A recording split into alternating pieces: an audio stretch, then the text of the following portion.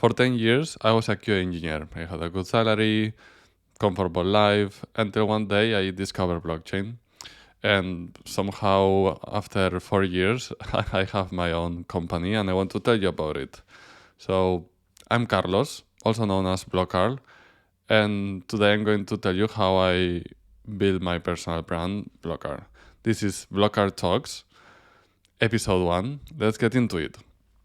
So I have prepared some notes to go through this first episode, and I'm just going to have a look here and read out loud because I think I want to have still a guide, even though I don't want to follow a script. I prefer to speak naturally about it, but let's make it more engaging like this. Let's say. So, what was a specific moment you first realized blockchain was something you needed to take seriously? So there was a specific time when it all started that I did hear before about blockchain, and I had read about it after hearing it from my friend. And somehow it was a moment that I found myself with more time, that I really started to dig into it. And first I started even reading a book like The Blockchain Revolution, and a couple of months after, I like thanks to this friend, I discovered a DeFi course. So that was my way into blockchain. I started reading the book and learning about DeFi, and I think it was a good way to start. I was not in like some people see that there is money to be making Web3 security especially, and then they decide to go to that and to get into that, and then maybe it's when frustration started. And the reason why I started it was actually a hobby.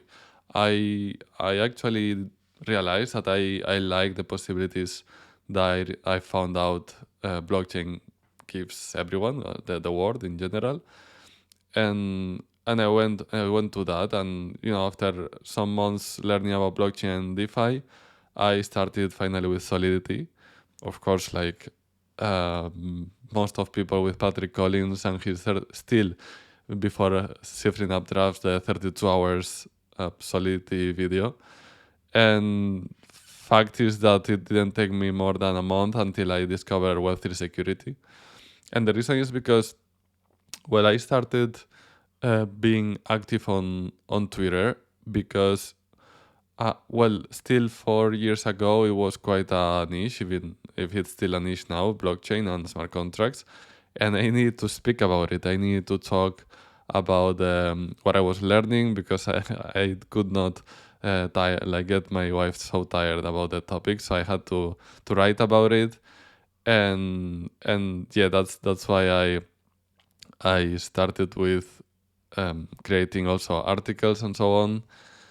And so that's a bit of the beginning of my learnings into blockchain. And because I was creating some content and publishing on Twitter, it's when somehow I was getting some visibility, some traction, and so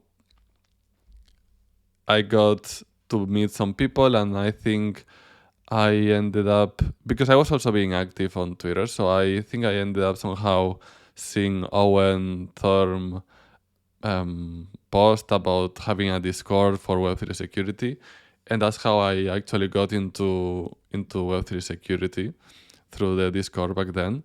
And then not much longer than a couple of weeks after that is when I saw Johnny Times' paid course, and after a lot of thinking, I decided to get into it.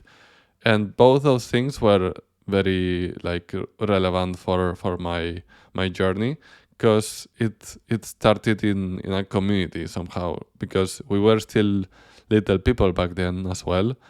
And it was a good way to stay in contact with those people, to speak about it. Also, I kept using Twitter, and then at some point the articles, and the fact is that because I had to pay for the course from Johnny Time, I thought, and by then I knew that with Medium you can make money. So I thought that I would write articles to get my money back somehow, to invest it. I invested it, but I wanted to make money with it already. So I actually did make some money with Medium, and that's what somehow was keeping me motivated to write more. Of course, back then we're speaking at way before any ChatGPT or anything like that. So I was basically writing my notes, but like if I were teaching someone else. That was the whole idea. And yeah, because back then there was not much content, I was providing value to people, to the community, and that's why my posts were somehow seen. I remember also Johnny Time helped me retweeting some of the posts, but I guess there was some value. That's why they were being shared as well. And yeah, somehow I started connecting with more and more people.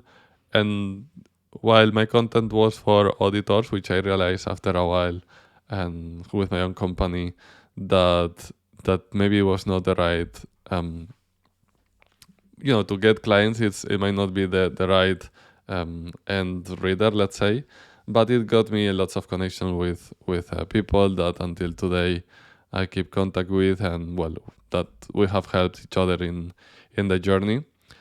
And yeah, just through some time, uh, I managed after I don't know a couple of years to start the company.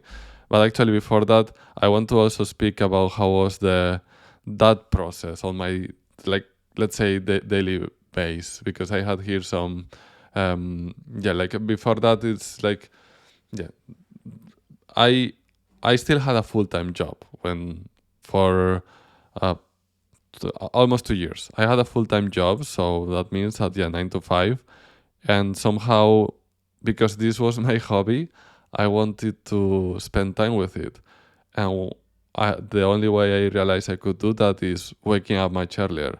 So if I would usually start at 8 or 9, maybe more at 8, I was waking up at 6 a.m.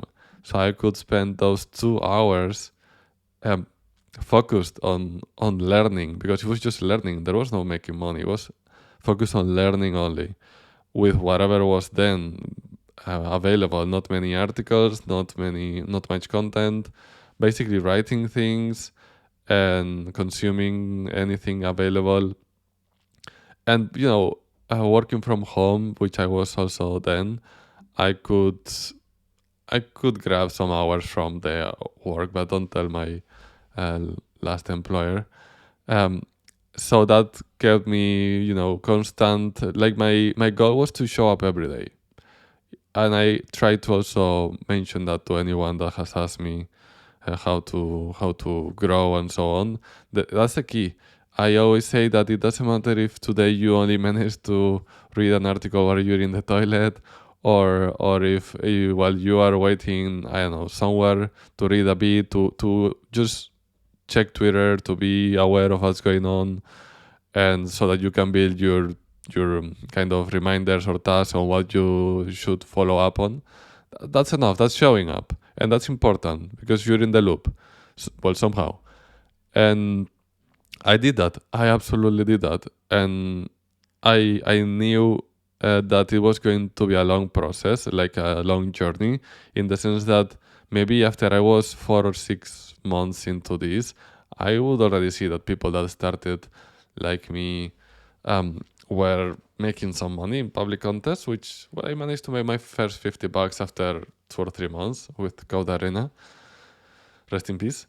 And but I understood my position. I understood what were my options, my possibilities, and my time and expectations, and that's why while I got burned up or frustrated at some points, I just continued because, well, first of all, I was really into it, and second, because I understood that I was more looking at a 5 years time, and not to making a point or a change in a few months or a year or something. And well, I stayed like that, but around like what was it, more than a year or so, and that's yeah, more or less around a year, like 2024, which is funny because my first daughter was born in January that year, and March 2024 I was laid off. I was laid off of my the last company I've worked for, and by then I had already managed to have two clients. It was like I still had everything in parallel, and I didn't know it was going to be the best thing that could have ever happened to me, because I noticed after that I would not have had enough time to do both in parallel. But I learned that a couple of months after I was laid off, and while it was not a pleasant thing to experience, because even though after also speaking with my wife and taking the decision together that I should take this path and focus full time on blockchain, even though I had two clients, but Zealynx didn't even exist, officially or anything like that.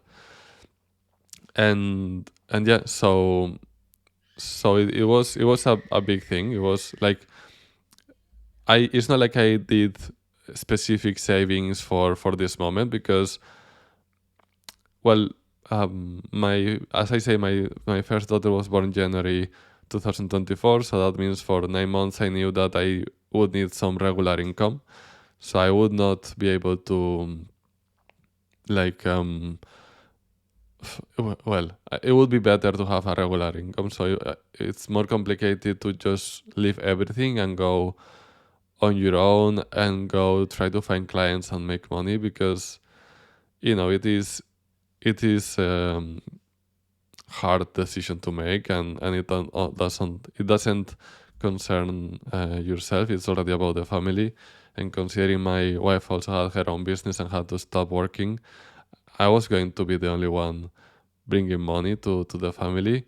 So I'm actually not sure I would have ever. I'm not sure when would I have taken that decision, or if anything, to go full time on Web3. However, that, yeah, just took made me take the step, and I got into it. And and yeah, so as I say, I had this couple of clients or projects for 2-3 months. Actually, that was actually development, because I also did some, or I've done some development work.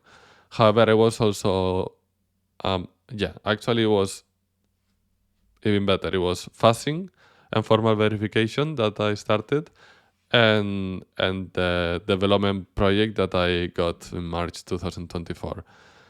It was great, because it already gave me, like, I had a buffer of the company that made the layoff would still give a couple of months of salary, plus the money I made. I could have like 6 months um, time to see if it would work. The good thing is that in those 6 months I already made more money, so I realized at some point I'm fine for a whole year, even if I would not make any money. And yeah, so yeah, maybe about that. Maybe, yeah, for now that's enough. And what else? Let me see what I also had. Well, regarding of any crash or any moment or doubt moment,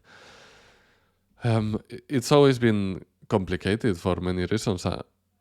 First of all, because it's not easy to learn. It's very complex. Second, as I say, because, and this is well, it's full-time job plus being learning full-time this, let's say, and also being a first-time father. Then it was a lot on my plate somehow. And anyways, I kept going even if I had a bad day or week or anything, because at the end it was all about showing up, as I said earlier. So that's why, even though I had doubts, or I saw people that were already getting paid a lot in public contests, I knew I had to continue. I had my plan. I mean, yeah, and it's not that. Um, yeah, God knows who, but I managed to build a company and just get even some consistent income or consistent client flow. And yeah, so if you're there, then it's normal. It's normal that you might feel frustrated or tired, and that you don't know what's the next step. The next step is it might be just to spend a day for you. Actually, that's what I do, especially recently, since the maybe the market is a bit worse. Maybe the next step for you is to sit down and brainstorm. Now you have cloud or you have any open AI tool like ChatGPT or anything that can help you with this, or Hermes, OpenClaw, or things like that, and just brainstorm and see what can you do next to keep learning, to keep growing your personal brand, and so on. So anyways, going back to the main topic, that was building the personal brand, all this, while I was going through all this, I was sharing it mm, publicly. I was tweeting, maybe not daily, but actually quite often, and I was even sharing some articles about about the process, about my experience, about opinions, about things, about my journey. If you go to Medium, you will still find those articles, and yeah, that's somehow building in public, while that's maybe building your brand, building your knowledge. It's well the best thing you can do, because if you manage to provide good value to others, and that's basically sharing anything that it's useful for you, like for instance, back then I would share an article that I've just read that I found useful, or sometimes I remember I would even quote a tweet or maybe a YouTube video from Owen or from someone else, and I would summarize it. That would give me visibility, because the Owen or someone else would find it useful or interesting that I summarized it, or I gave my opinion and would probably retweet it, and that again gives you more like visibility, and that's what you want, to make useful things for other people, so that, yeah, I mean, at the end, so that they follow you, and so that takes you to build connections with different people, and yeah, so yeah, then you need to, of course, try to find some ways that could potentially give you some money, like I did with the articles. Then I managed to be hired to write articles for other people. I know nowadays that's maybe more complicated path with all the AI and so on, and but there are other ways. There are for sure different ways. The main thing you need to do, the only thing, is to figure out how to provide value to either someone specific, or to the community, to everyone in Web3 or AI related, and so on. Maybe sharing your experience, sharing your path, journey. That's the best thing you can do. And it's not about being frustrated after a few months or something. You don't get many views or anything. I mean, to be fair, something that it's important to do is to be actually active, not only by posting, but to connecting, to commenting, replying, like writing to other people, either Discord or Twitter or both, and so on, YouTube, and to connect with people that are in the same level as you, and to write posts and articles for someone that is a step before you. That's the main thing. That's what will make sure that you connect with people and you provide value. Literally, that's the thing. So let's see some fun fact. Let's say Bloqarl, the name. I I can explain a bit how I came with that. Nothing super like relevant, but um, Blo is because of blockchain. Because of course I wanted to create a handle, a brand that would be because I connected with blockchain. The next like QA is because I was a QA for all those 10 years, and finishing with R because if you read Carl is like from my first name, Carlos, Spanish name. And yeah, that's where Bloqarl came to the that's why I came up with the name. And the actual logo, like the image, I think I took it. I had it from one of the previous companies, probably not even from the last one. The last some of the company I worked for, they actually were doing that for everyone starting in the company. I just took it with me. That was for Slack channel at my profile picture there. So I took it with me, and it's sticked until today. And nowadays it's even easier to get some of those profile pictures with AI and so on. But I guess that helped. And yeah, let's see. So what else? Personal brand mechanics, Twitter, LinkedIn. Yeah, LinkedIn. I never actually used the LinkedIn in my early stage.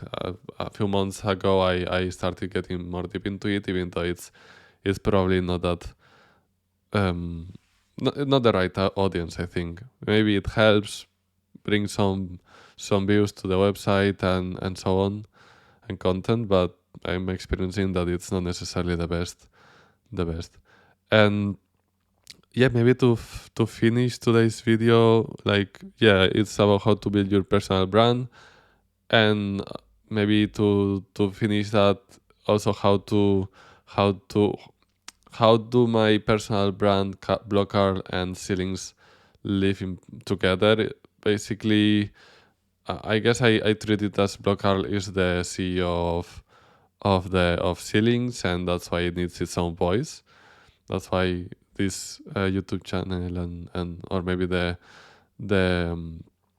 actual Spotify, because I think this is going to be in a few apps or channels, and yeah, that's why I want to keep the Bloqarl brand alive and active, and then Zealynx. Well, Zealynx is the Web3 and AI and general security, like also Web2, and yeah, that basically I still keep both X accounts active, or as active as I can.